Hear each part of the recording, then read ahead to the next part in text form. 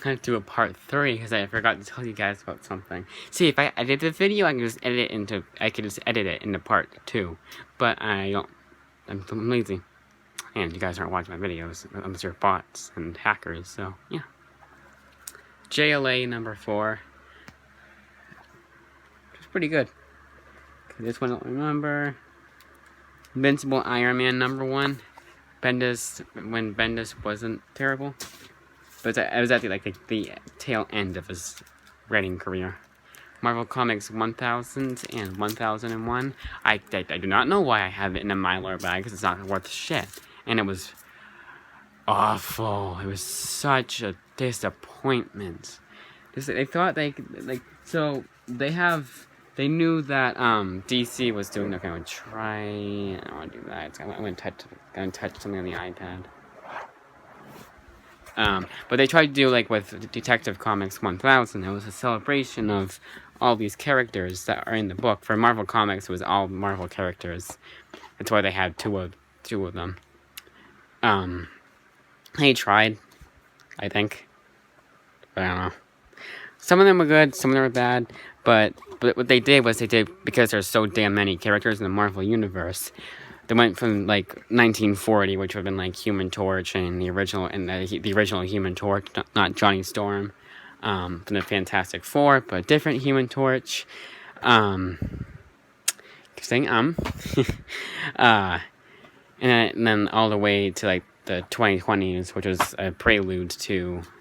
actually a prelude to Incoming.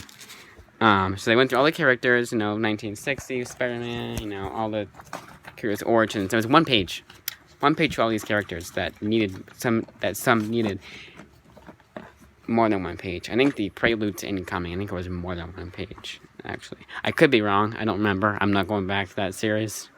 If I find out, hopefully it becomes worth more than the cover price, which is not going to be what anyone wants to spend on it. I can tell you that for damn sure, unless you get the hard-to-find variant, which I don't have, unfortunately. So, yeah, I just wasted my money on those two. But it's not that I'm biased because, it was a long issue and by the end of it I was sick and tired of it. No. Because I liked Detective in Action Comics 1000. Because they knew what to do. It was a celebration of, first of all, one character. I don't even know why they did Marvel Comics 1000. Because at least for Detective Comics, it was Detective Comics 1000th issue. Because they've been running since 1938. Marvel Comics, the series, not the... Okay, that's why. No, that doesn't make any sense. Because... Okay, so the first Marvel comic that I believe is Marvel Comics number 1. It was the Human Torch, which is why I'm pretty sure for the I hope that the first. I'm sorry, I'm so close to the camera. I'm just the way I did it. So I'm sorry, doing like this. I'm probably getting dizzy. I'm just putting my comics back where they belong. No. There we go. But and I get that. I get why they did what they did, but it's not like there's a. It's not like Marvel Comics that's continuing to produce books.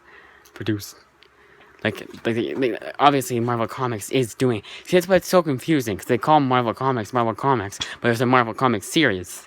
So,